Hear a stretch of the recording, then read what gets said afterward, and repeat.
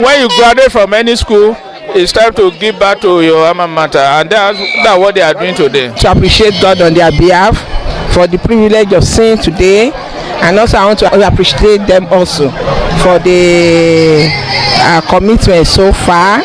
They had helped to put the school in a new dimension. They gave the school a new facelift.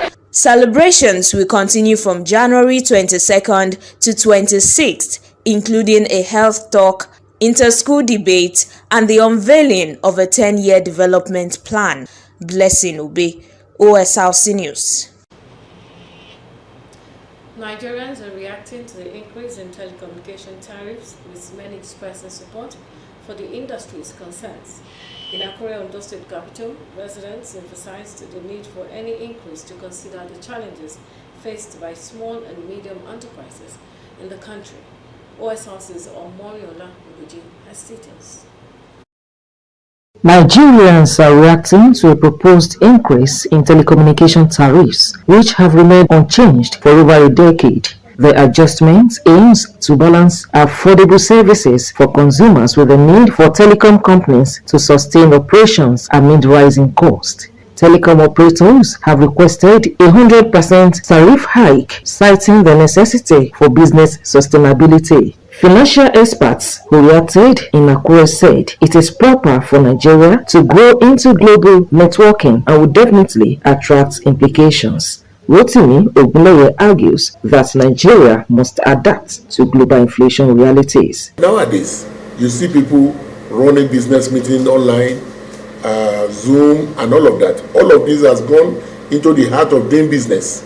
So they may increase this tariff in maybe what I call out of commercial services within the networking system. For instance, making phone call, maybe business line, could have separate cost. Maybe some that are using it for personal conversation may have certain costs. So I'm just trying to look at it in such a way that the increments will not go deeply into cost of production, and again the price and the bulk will be passed to the people. The people already had enough.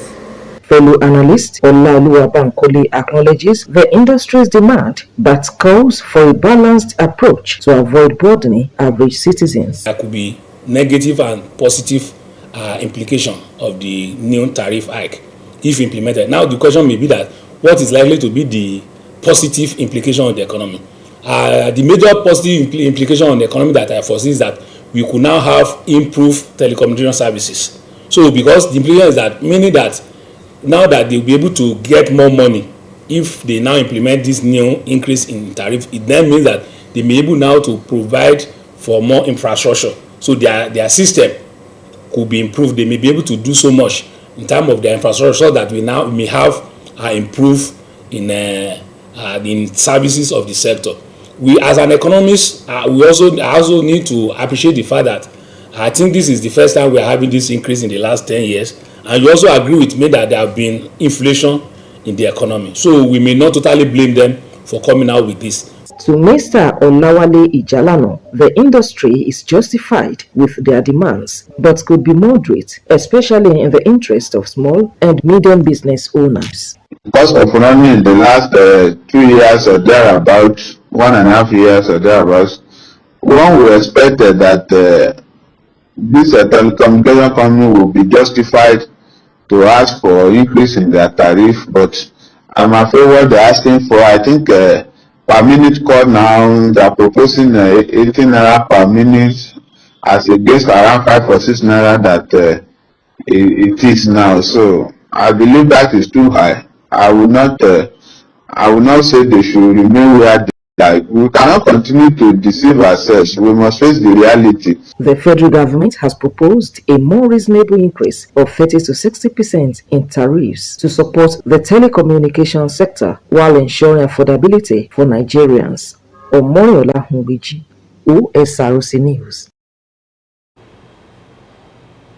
In other news, notes the absence of the 11th Defense Council, John Bayeshia, SAN, installed the hearing of a suit seeking to hold statutory allocations to the 44 local government areas of Kano State.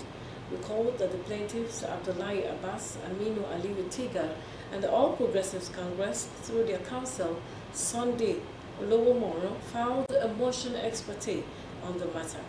The defendants are the Central Bank of Nigeria, Federal Account Allocation Committee, Revenue Mobilization Allocation and Fiscal Commission, Accountant General of the Federation, Minister of Finance, Auditor General of the Federation, and Attorney General of the Federation.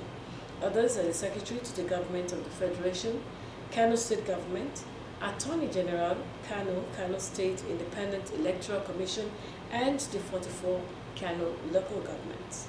The plaintiffs are seeking the court to restrain the federal government, the CBN, and the Accountant General of the Federation from releasing statutory funds to Kano's 44 local government areas. The plaintiffs are seeking a declaration that the Kano local governments are not democratically elected and constituted pursuant to Section 7, Subsection 1 of the Constitution of the Federal Republic of Nigeria, 1999, as amended. And moving on to the foreign scene, the ceasefire has made it possible for displaced Palestinians from across the Gaza Strip to return home. But what they are finding barely resembles the homes they left behind. Adironke Kolawole completes the story. As the ceasefire takes effect across the Gaza Strip, thousands of Palestinians return to their neighborhood and face scenes of overwhelming destruction. Streets are filled with families returning home.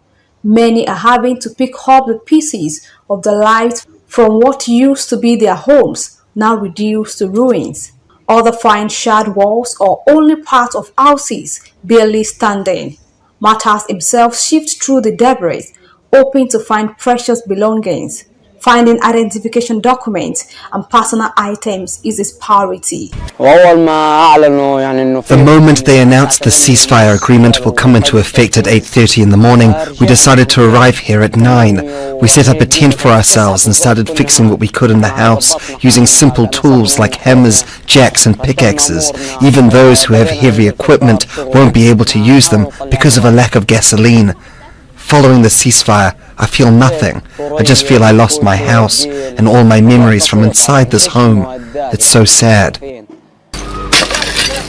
11-year-old Asma has a different goal. Having survived being trapped under rubble, she's searching for a school bag and books.